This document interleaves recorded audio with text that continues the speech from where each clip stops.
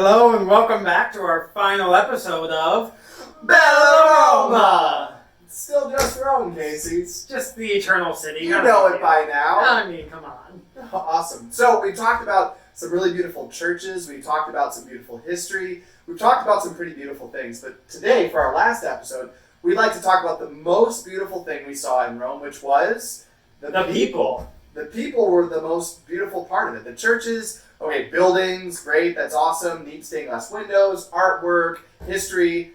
But the people, their families, their hearts, their lifestyle was really the most beautiful part about the whole city of Rome. It's a pretty amazing life. Casey, did you experience that when you were there? Absolutely. The fact the Romans have kind of a saying that they say, dolce far niente, which means roughly pleasant idleness. It's kind of a joy of doing nothing. And we as Americans, we often say like, oh, I'm just going to do nothing today. I'm going to lounge around in like my sweatpants and like watch Netflix and whatever.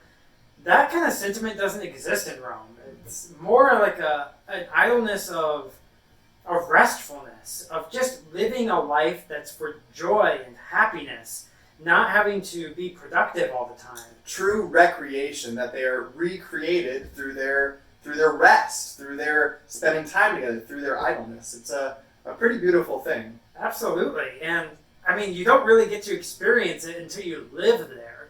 When you live there, you start to run into all kinds of inconveniences, to say the least. It's unbelievable. I remember when I was first there, this pleasant idleness going on, or whatever they were doing in the city, was incredibly irritating to me. I would try to get something done.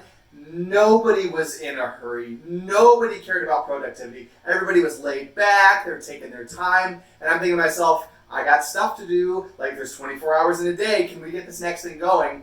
And nobody seemed to be in any hurry to do anything. And so at first, it was a pretty incredibly frustrating experience for me to be there, because especially coming from an American culture where you got 24 hours a day, you got to be productive, you got to be successful. That's what I wanted to do. And here were these Italians, these Romans, not in a hurry to really do anything in particular, just going to take their time and live their lives the way they were living it. So, yeah, I mean, tell them the story about the bike and trying to get that repaired. Oh, the bike. So, I had a bike when I was in Rome, which was a great way to get around a big city. You can kind of weave in and out of traffic. And my brakes were going bad on my bike. So I thought, well, if I'm going to be driving in Rome in traffic, I should probably have good brakes on my bike. And I knew of a bike shop that wasn't too far away from where I studied, where I took classes.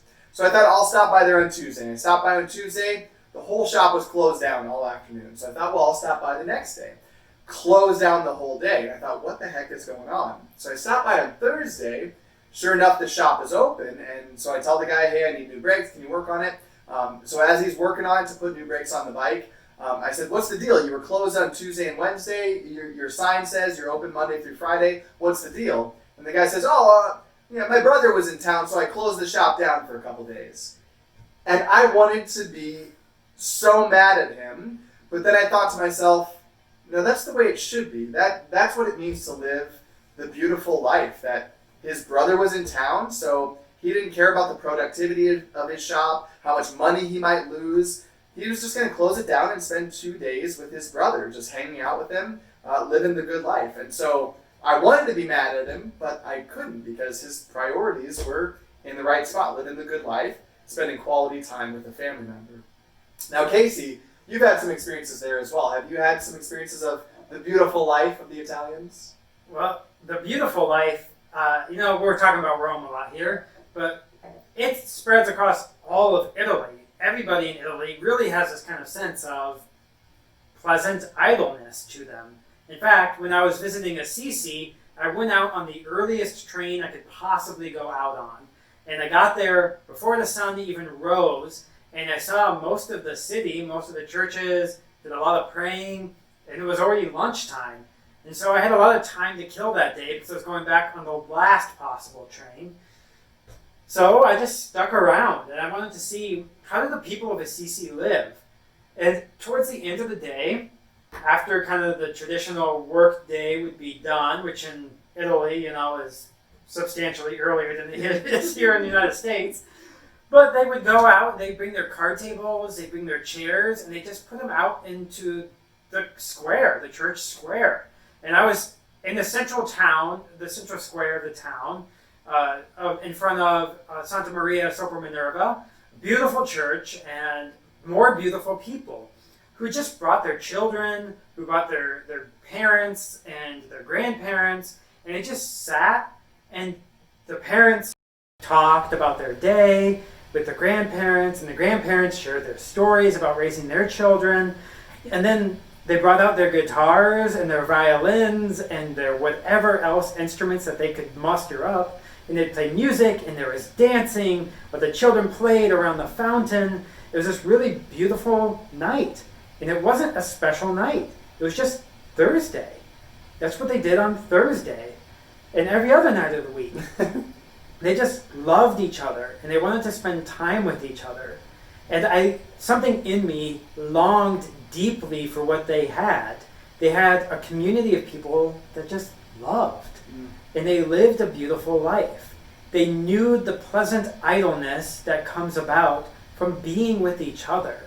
That it was something more than work, something more than being productive with their life, but actually growing in love.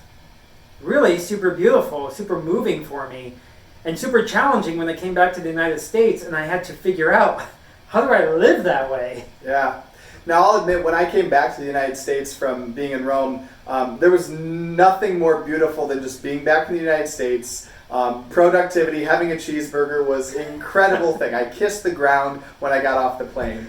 But my time over there and sort of our experience of the Italians and their lifestyle and their culture, I think makes us ask a question, which is, what's the highest value and what's the highest priority in our life? The Italians have another phrase in Italian, which you've probably heard of before, the bella vita, or the good life, or the beautiful life. And oftentimes in the United States, when you ask somebody, hey Casey, how are you doing? They would respond, Oh, I'm fine. yeah, fine. Or they might say, oh, I'm busy. Yeah, okay, so just getting by, being fine, or being productive and busy seem to be the highest values in our culture. Whereas in Italy, they say they want to live the bella vita, the beautiful life. The higher value is love, family, beauty. And that's a pretty impressive thing. So while we sort of run around all the time trying to be productive, be successful, live a busy life, that's a great thing. The most beautiful thing that we saw in Rome was the people living the beautiful life, living the good life, recognizing that that's the most valuable part of the city and the most valuable part of Rome.